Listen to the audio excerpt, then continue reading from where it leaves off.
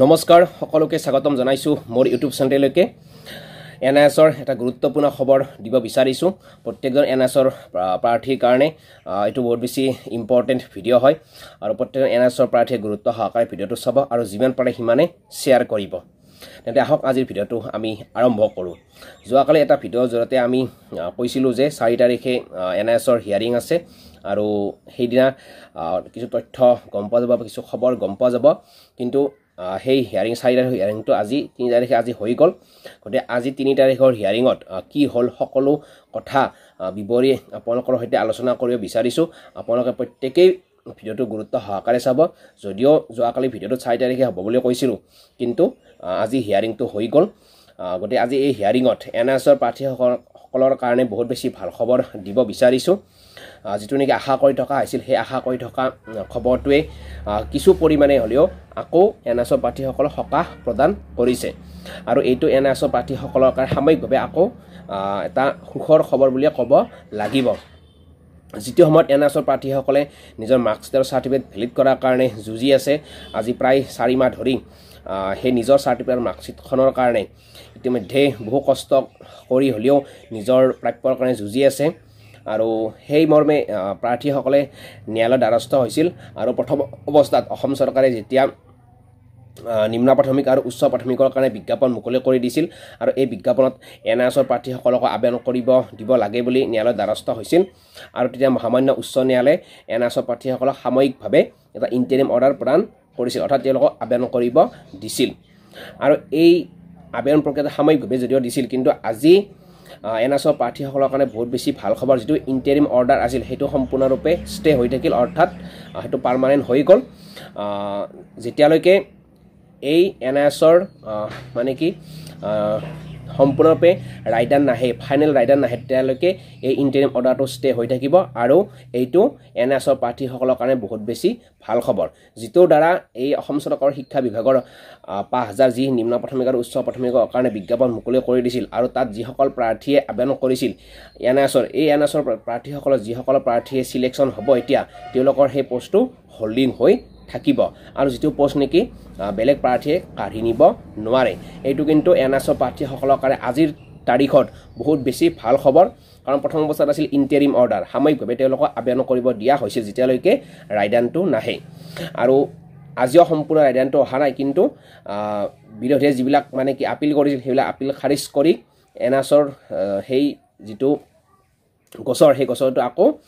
মানে কি অৰ্থাৎ এনআইএছৰ প্ৰাৰ্থীসকলক ষ্টে কৰাই থৈ দিলে আৰু ষ্টে কৰাৰ লগে লগে এনআইএছৰ কোনোবা প্ৰাৰ্থীয়ে সিলেকশন হয় মেৰিট লিষ্টত তেওঁলোকে চাকৰিটো নাপায় কিন্তু তেওঁলোকৰ সেই পোষ্টটো হোল্ড হৈ থাকিব তেওঁলোকৰ নামত আৰু সেই পোষ্টটো কোনো কাঢ়ি নিব নোৱাৰে অৰ্থাৎ ইন্টাৰিম যেটো অৰ্ডাৰ আছিল হেতু ইন্টাৰিম এটা সাময়িকভাৱে যেতিয়া প্ৰথমতে দিছিল এতিয়া কিন্তু হেতু পাৰ্মানেন্টলি দি দিলে আৰু অসম চৰকাৰে সেই বিজ্ঞাপনৰ কামখিনি চলাব পাৰিব কিন্তু তাত যদি এনআইএছৰ কোনো প্ৰাৰ্থী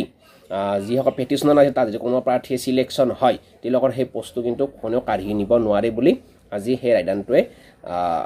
বুজাই দিছে গতিকে এই মুহূৰ্তত এনআইএছৰ প্ৰাৰ্থীসকলৰ কাৰণে বহুত বেছি ভাল খবৰ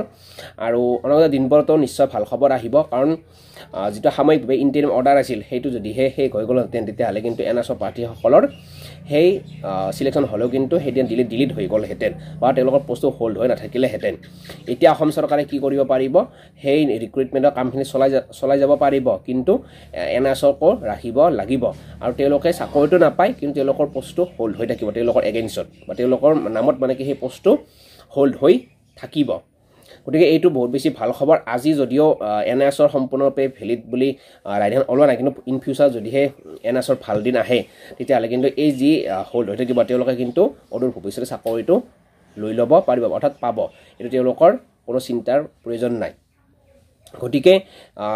এই মুহূৰ্তত এনআইএছৰ প্ৰাৰ্থীসকলৰ কাৰণে বহুত বেছি ভাল খবৰ প্ৰত্যেকজন এনআইএছৰ প্ৰাৰ্থীয়ে ভিডিওটো শেয়াৰ কৰিব যাতে প্ৰত্যেকজন এনআইএছৰ প্ৰাৰ্থীয়ে ভিডিওটো গুৰুত্ব সহকাৰে চাই আৰু মানে এই খবৰটো পায় এই মেছেজটো পায় আজি যি হিয়াৰিং আছিল এই হিয়াৰিংত এইটোৱে অৰ্ডাৰ ওলাল যে সম্পূৰ্ণৰূপে ৰায়দান নাহিল যে ভ্যালিড হ'ব না ইনভ্যালিড হ'ব বা কি হ'ব কিন্তু প্ৰথম অৱস্থাত যেটো ইন্টাৰিম অৰ্ডাৰ আছিল সেই ইন্টাৰিম অৰ্ডাৰটো মহামান্য উচ্চ ন্যায়ালয়ে ষ্টে কৰাই থৈ দিল অৰ্থাৎ পাৰ্মানেন্টলি ষ্টে প্ৰথম অৱস্থাত পাৰ্মানেন্ট নাছিল কিন্তু এতিয়া পাৰ্মানেন্টলি এই ইন্টাৰিম অৰ্ডাৰটো ষ্টে কৰাই থৈ দিলে আৰু যিটোৰ দ্বাৰা যদি কোনোবা এনএছৰ প্ৰাৰ্থী অৰ্থাৎ পেটিশ্যনাৰে যদি কোনোবা প্ৰাৰ্থী সিলেকশ্যন হয় তেওঁলোকৰ সেই পোষ্টটো হোল্ড হৈ থাকিব তেওঁলোকৰ নামত আৰু সেই পোষ্টটো কিন্তু কোনো বেলেগ প্ৰাৰ্থীয়ে মানে কেণ্ডিডেটছে লৈ যাব নোৱাৰে তেওঁলোকৰ নামতে থাকিব গতিকে এইটো বহুত বেছি ভাল খবৰ কাৰণ অদূৰ ভৱিষ্যতে বা অনাগত দিনবোৰত এনআইএছৰ চাৰ্টিফিকেট মাৰ্কশ্বিট ভেলিড হোৱাৰ যথেষ্ট চান্স আছে আৰু যিদিনা সম্পূৰ্ণৰূপে এনআইএছৰ চাৰ্টিফিকেট মাৰ্কশ্বিট ভেলিড হ'ব সেইদিনাই মানে তেওঁলোকে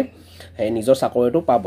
আৰু প্ৰথম অৱস্থাত ইণ্টাৰিমে আছিল গতিকে এটা সময় বান্ধি দিয়া হৈছিল আৰু যিটো সময় বান্ধি দিয়া আছিল সেই সময়মতে যদি ফাইনেল ৰিজাল্ট নহ'লেহেঁতেন তেতিয়াহ'লে সেই অৰ্ডাৰটো ডিলিট হৈ গ'লহেঁতেন আৰু এনআইএছৰ প্ৰাৰ্থী তেতিয়া চিলেকশ্যন নহ'লেহেঁতেন আৰু তেওঁলোক হোল্ডো নহ'লেহেঁতেন কিন্তু এতিয়া যিহেতু ইণ্টাৰিম অৰ্ডাৰটো মানে কি পাৰ্মানেণ্টলি ষ্টে কৰালে গতিকে সেইফালৰ পৰা চাবলৈ গ'লে এনআইএছৰ যদি কোনো প্ৰাৰ্থী চিলেকশ্যন হয় তেতিয়া তেওঁলোকৰ পোষ্টটো কোনেও কাঢ়ি নিব নোৱাৰে তেওঁলোকৰ নামত হোল্ড হৈ থাকিব গতিকে যিসকলে ভাবি আছিল যে এনআইএছৰ বাতিল হ'ব আৰু আমাৰ নামটো মানে কি আমি ভালকৈ মানে বা খুব কম মাৰ্কতে চিলেকশ্যন সেইটো মানে নাভাবিব এতিয়া আজিৰে পৰা মানে কি এনআইএছৰ মানে যেতিয়ালৈকে হাইকোৰ্টৰ ফাইনেল মানে কি ৰিজাল্ট নাহে তেতিয়ালৈকে এই ইণ্টাৰিম অৰ্ডাৰটো ষ্টে হৈ থাকিব আৰু তাৰ আগত অসম চৰকাৰৰ শিক্ষা বিভাগে কামখিনি কৰিব পাৰিব আৰু কামখিনি কৰিলেও তাত মানে কি এনআইএছৰ প্ৰাৰ্থীসকলৰ চিলেকশ্যন হ'ব কিন্তু তেওঁলোক চাকৰিটো নাপায় তেওঁলোকে হোল্ড হৈ থাকিব তেওঁলোকৰ নামত চাকৰিটো গতিকে এইটো বহুত বেছি এনআইএছৰ প্ৰাৰ্থীসকলৰ কাৰণে বহুত বেছি ভাল খবৰ আৰু বিৰোধীয়ে যিবিলাক আপিল কৰিছিল সেইখিনিও হাইকোৰ্টে খাৰিজ কৰিছে অৰ্থাৎ এইটো কিন্তু এনআইএছৰ প্ৰাৰ্থীসকলৰ কাৰণে বহুত বেছি ভাল খবৰ গতিকে অনাগত দিনবোৰত এনআইএছৰ আৰু ভাল খবৰ আহিব নিশ্চয় ভেলিড হ'ব চাৰ্টিফিকেট কাৰণ তেওঁলোকে যিহেতু এইটো নিজে কৰা কোৰ্চ নাছিল ইয়াত যুক্তি নিশ্চয় আছে গতিকে হাইকোৰ্টে সেইকাৰণে আজি সম্পূৰ্ণ আইডেণ্টটো দিব নোৱাৰিলে আৰু যিহেতু ন্যায়ালয়ৰ ওচৰলৈ এই যি বিজ্ঞাপনত ৫,০০০ বিজ্ঞাপন আছিল এই বিজ্ঞাপনত যিহেতু আবেদন কৰিব দিয়াৰ কাৰণে আবেদন মানে ন্যায়ালয়ৰ ওচৰ চপা হৈছিল গতিকে এই ৫,০০০ যি শিক্ষক পদ ইয়াতে এনআইএছৰ প্ৰাৰ্থীসকলেও চিলেকশ্যন হ'ব আৰু তেওঁলোকৰ নামত সেই পোষ্টটো হোল্ড হৈ থাকিব কিন্তু তেওঁলোকে চাকৰিটো নাপায় যেতিয়ালৈকে তেওঁলোকৰ চাৰ্টিফিকেট আৰু মাৰ্কশ্বিট সম্পূৰ্ণৰূপে ভেলিড নহয় গতিকে যিয়ে নহওক এইটো মুহূৰ্তত এনআইএছৰ প্ৰাৰ্থীসকলৰ কাৰণে বহুত বেছি ভাল খবৰ সাময়িকভাৱে যিটো ইণ্টাৰিম অৰ্ডাৰ আছিল সেইটো পাৰ্মানেণ্টলি ষ্টে হৈ গ'ল আৰু যেতিয়ালৈকে তেওঁলোকৰ